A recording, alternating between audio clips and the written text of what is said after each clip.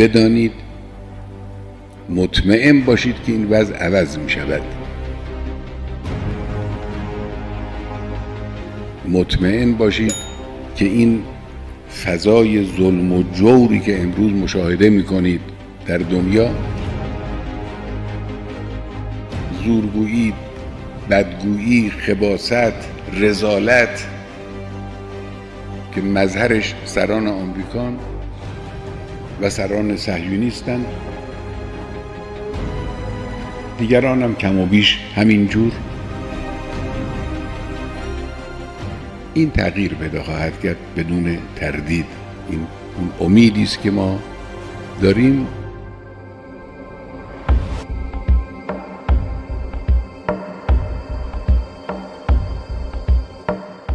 نیمه شعبان مظهر امید به آینده است. یعنی همه امیدهایی که ما به چیزی پیدا می‌کنیم ممکن است بشود، ممکن است نشود، اما امید به اصلاح نهایی به وسیله ولی مطلق حضرت حق، حضرت صاحب الزمان عجل الله تعالی فرجه،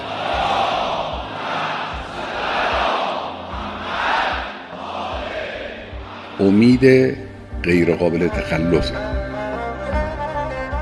السلام علیک یا وعد الله الذی ضمنه.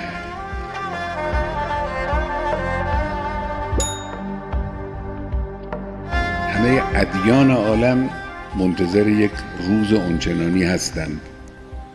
امتیاز کار ما این است که ما طرف رو میشناسیم، وجودش رو حس میکنیم، حضورش رو قبول داریم، با او حرف میزنیم، با او مخاطبه میکنیم، از او میخواهیم و او هم پاسخ میده به ما.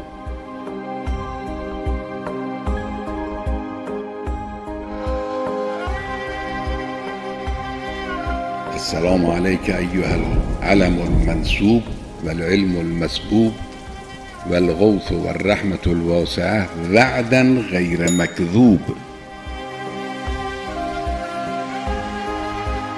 عزیزان من، جوانان عزیز، امید را قدر بدانید، امید رو در دل نگه دارید. امید به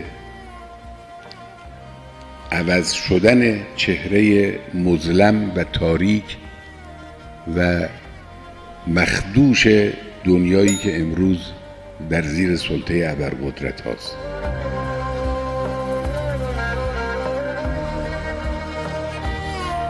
کمک کنیم، از خدا بخواهیم، خودمون تلاش کنیم که اون روز رو جلو بیاندازیم و نزدیک کنیم انشاءالله.